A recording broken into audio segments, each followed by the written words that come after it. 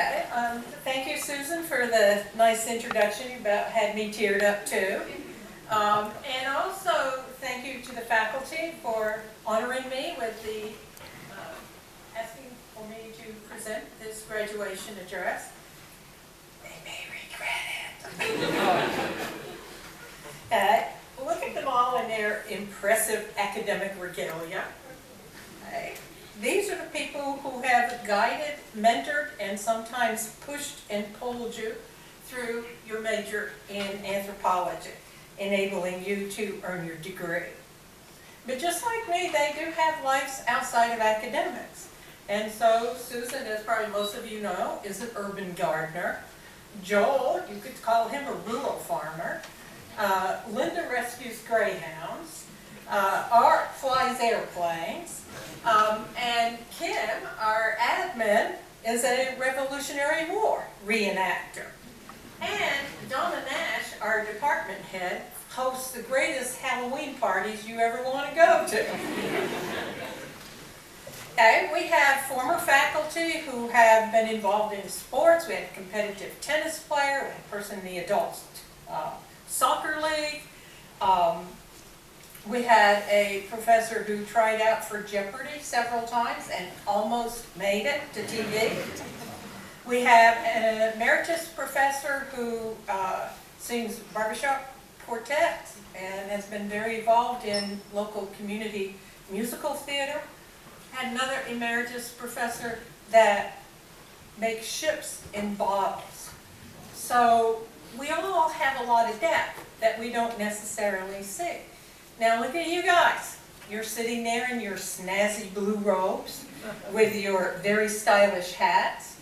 Probably the most expensive hat you will ever wear. Right? But after, this last rush at the end of the semester, you've just been finishing up your senior year, some of you, others who did before, but you know what I'm talking about. You're involved in getting ready for exams. You're involved in getting those papers in. It seems like all you are just a student. Well, now there's a transition period. You're not just a student. All of these other talents that you have are going to start coming into play. You have families. You have hobbies. You may be involved in sports. Maybe church is a big part of your life. Okay? This is the point at which these experiences and skills are going to help you carry your life into the future. It's not just your knowledge and your academic experience. So I'm going to make some, since I was a dive instructor, and that's master instructor, which is a huge difference, but I was a dive instructor for 20 years. And so I want to use some examples from this. And so I'm going to talk about a person who was one of my first instructors, and let's call her Janet. Janet had been teaching diving for a long time. And like me, she had worked with the Guilford County and the Forsyth County Sheriff's Department. And she taught them a course in search and recovery. And so they had finished the course and they asked her on one of their searches. And so she said, fine, that would be a great experience for her. Well, they happen to be looking for body. So they're going into water where there's poor visibility. And if you're in water where the visibility is poor, you're mucking around on the bottom, it's going to go to zero. So it ends up being a black water dive environment. You can't see your hand in front of your face.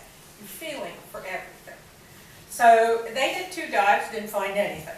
They come up after the 3rd dive, again, black water. And so they don't find anything but it. Janet says, oh, I found a bowling ball. And they said, you found a bowling ball? And she said, yeah, it was round and there were 3 holes in it. Okay, some of you have handled enough of these things in the lab. You know what I'm talking about. She had found a body. A little older than the one they were looking for. It had been down there a little bit longer. So they said, where exactly did you find this bowling ball? And she was able to tell them. And they did retrieve a body. I was thinking about this. She was an anthropologist. She would have known. But I also thought if she was a bowler she would have known. Yeah? If she hit the lanes, if she handled the bowling ball enough, she would have known that it wasn't a bowling ball. So I think our anthropological knowledge and our life knowledge all come together, and they're going to help you in your future. Okay, so much with our review of holism and anthropology and postmodernism. Let's get to the main event, our magnum opus. Buckle up, pinch your nose, because we're going down.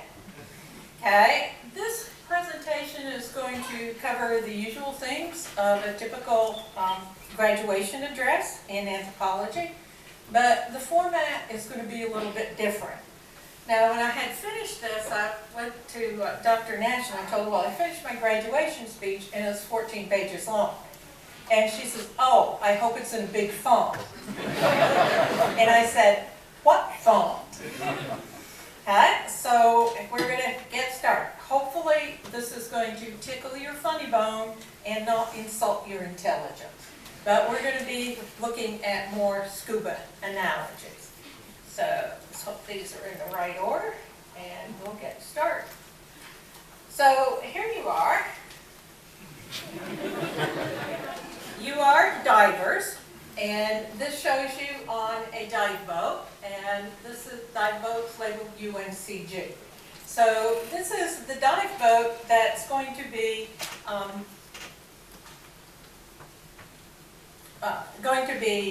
what you're diving off of as you dive into your future. Okay, so you recognize yourselves there? Okay, that's you. Okay, now, not all your classmates have made it. Okay, not all your classmates have finished. Some of them may have gone to sleep on deck. Some of them may have fallen overboard. Some may just have bailed. But you guys made it.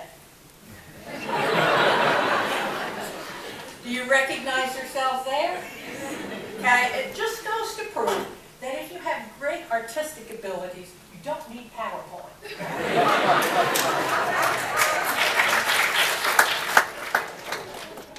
Okay, so here we've sort of added a little bit here, and we've got our old world and our new world. So if you've taken Anthropology 100 or a lot of our courses, you know that we use the term Old World to refer to the Eastern Hemisphere, and New World is the Western Hemisphere, and oh my gosh, I just noticed fonts.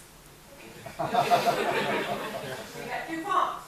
Okay, in our analogy, the Old World is going to be the school pool, and the New World is going to be open water. So when we teach diving, generally you start teaching divers, you have a classroom, and then you go into the pool and you practice the skills that you've been teaching about. And after you're finished with the pool, then we go to open water, which can be a quarry, a lake, or the ocean, and you do these skills in actual open water. So here's our UNCG dive boat. It's the school pool. You are the graduates, and you're ready to get into open water.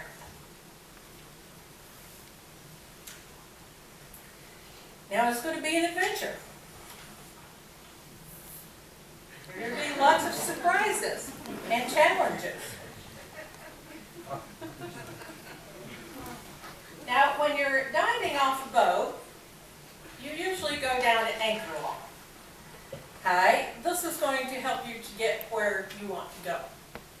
Wreck diving off the coast here in North Carolina is very good diving. We've got lots of wrecks off the coast. It's a very popular dive place. But if you're diving on a wreck, the dive boat will anchor in on the wreck. So you go down the line and you're right on the wreck. Now if you jump on the boat and try to go down onto the wreck, you may be caught by a current. Could be you end up in Bermuda instead of on the wreck. So you want to use your dive line. Okay, in this case, our anchor line is anthropology. Okay, so this is is going to help you to get where you want to go. Now, once you're in this new world, once you're in this open water, some of you may be swimming with the current, and some of you may be swimming against the current. And the current can always change. Okay? Maybe some of you really do want to be swept off to Bermuda. Some of you may be finding your chest full of treasure, and some of you may not. But then again, if you're an archaeologist, this is your chest full of treasure, right?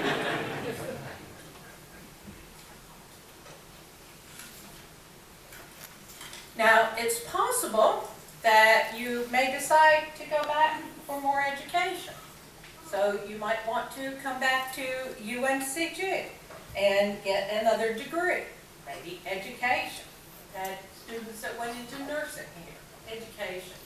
Quite a few went into library science. Or you may decide to go to another school to get a graduate degree that we don't offer.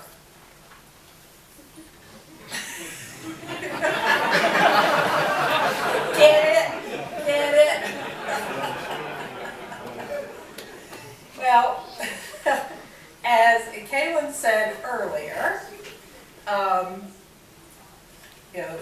eventually you're going to be comfortable in open water. You're going to begin to enjoy it. And the world is your oyster. Okay? Great minds think alike. Is that your future looks bright. You'll be utilizing your education, your talents, and your interests. They're part of this whole you, this whole package that is going into the open water together. And it will help you to direct your efforts in the future. But don't ever forget that you are an anthropologist first. Okay? That's it.